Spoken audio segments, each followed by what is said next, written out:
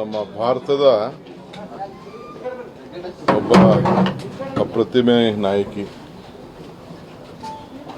ಗಾನ ಕೋಗಿಲೆ ಅಂತೇಳಿ ಹೆಸರು ಪಡೆದಂಥ ಜಾನಕಿ ನಮ್ಮ ಜೊತೆ ಇಲ್ಲ. 50 ವರ್ಷಗಳ ಕಾಲ ನಮ್ಮ ಸಿನಿಮಾ ರಂಗಕ್ಕೆ ಎಲ್ಲ ಭಾಷೆಯಲ್ಲೂ ಕೂಡ ಅವರು ಸೇವೆಯನ್ನು ಮಾಡಿದ್ದಾರೆ. ಒಂದು ನನಗೆ ಆಶ್ಚರ್ಯ ಏನಂದರೆ, ನಿನ್ನೆ ಅವರ ಕುಟುಂಬದವ್ರ ಹತ್ರ ನಾನು ಮಾತಾಡಿದೆ. ಫೈನಲ್ ಹೈದರಾಬಾದಿಂದ ಕಳೆದ 2 ವರ್ಷದಿಂದ ಬಂದು ಬೆಂಗಳೂರಿನಲ್ಲಿ, ಮೈಸೂರಿನಲ್ಲಿ ಅವರು ವಾಸವಾಗಿದ್ದರು. ಸೊ 40,000ಕ್ಕೂ ಹೆಚ್ಚು ಹಾಡುಗಳಿಗೆ ಅವರ ಧ್ವನಿಯನ್ನು ಕೊಟ್ಟಂಥ ಏಕೈಕ ನಾಯಕಿ. ಆ ಕುಟುಂಬದ ಕೇಳಿದೆ, ನಿಮಗೆ ನಾನು ಚೆನ್ನೈಗೆ ಹೋಗಬೇಕು ಅಂದರೆ ಅಲ್ಲಿ ಕಳಿಸ್ಕೊಡ್ತೀನಿ, ಇಲ್ಲಾಂದ್ರೆ ಹೈದರಾಬಾದ್ಗೆ ಹೋದರೆ ಅಲ್ಲಿ ಕಳಿಸ್ಕೊಟ್ಟು ಏರ್ ಲಿಫ್ಟ್ ಮಾಡಿಕೊಡ್ತೀನಿ ಅಂತೇಳಿ. ಅವರಿಲ್ಲ, ನಮ್ಮ ಅಜ್ಜಿದು ಕೊನೆ ಆಸೆ ಮೈಸೂರಿನಲ್ಲೇ ಇರಬೇಕು ಅಂತೇಳಿ ಇಲ್ಲಿಗೆ ಬಂದರು ಅವರು ಅಂತೇಳಿ. ಸೊ ನಾನು ಸರ್ಕಾರದ ಗೌರವ ಜೊತೆಲಿ ಇವತ್ತು ಸುಮಾರು ಮಧ್ಯಾಹ್ನದವರೆಗೂ ಕೂಡ ನಮ್ಮ ಅಂತಿಮ ದರ್ಶನಕ್ಕೆ ಅಲ್ಲಿ ಮೈಸೂರಿನಲ್ಲಿ ಅವಕಾಶವನ್ನು ಮಾಡಿಕೊಡ್ತಾ ಇದ್ದೀವಿ. ಅದಾದ ಮೇಲೆ ಸರ್ಕಾರದ ಗೌರವದೊಂದಿಗೆ ಅವರಿಗೆ ಗೌರವನ ಸಲ್ಲಿಸುವಂಥ ಕೆಲಸ ನಮ್ಮ ಡಿಸ್ಟ್ರಿಕ್ಟ್ ಮಿನಿಸ್ಟ್ರು ಇವತ್ತು ಗುಲ್ಬರ್ಗಾಗೆ ಹೋಗಿದ್ರು, ಯತೀಂದ್ರ ಅವರು. ಅವ್ರು ನಾನು ರಿಕ್ವೆಸ್ಟ್ ಮಾಡಿದೆ, ನೀನು ಕ್ಯಾನ್ಸಲ್ ಮಾಡಿ ಗೌರವನ ಸಲ್ಲಿಸುವಂಥ ಕೆಲಸ ಮಾಡಬೇಕು ಅಂತೇಳಿ. ಅವರು ಅಲ್ಲಿ ಭಾಗವಹಿಸ್ತಾ ಇದ್ದಾರೆ.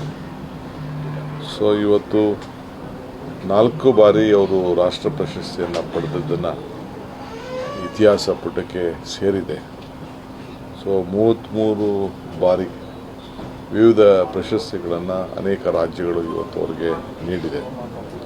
ನಾವು ಕೂಡ ಕರ್ನಾಟಕ ರಾಜ್ಯೋತ್ಸವ ಪ್ರಶಸ್ತಿಯನ್ನು ಕೂಡ ಕೊಟ್ಟು ಅವ್ರಿಗೆ ಗೌರವವನ್ನು ಸಲ್ಲಿಸಿದ್ದೇವೆ. ಸೊ ಇಂಥ ಒಬ್ಬ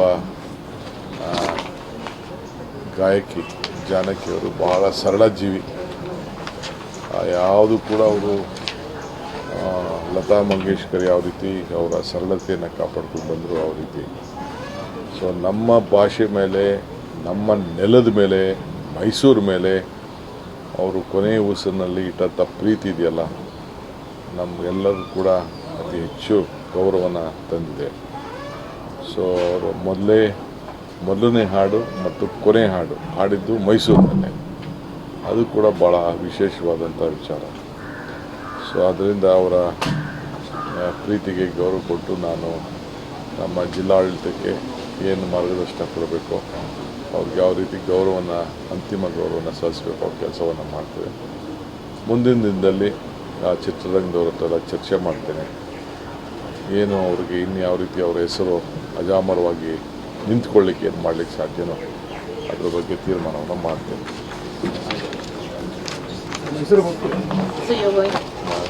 ಮೈಸೂರು ಆಯುಷ ಮದರ್ವಾರ್ ನಮ್ಮ ಡಿಸ್ಟ್ರಿಕ್ಟ್ ಮಿನಿಸ್ಟ್ರು ಹೋಗ್ತಾರೆ, ಬೇರೆಯವರೆಲ್ಲ ಹೋಗ್ತಾರೆ.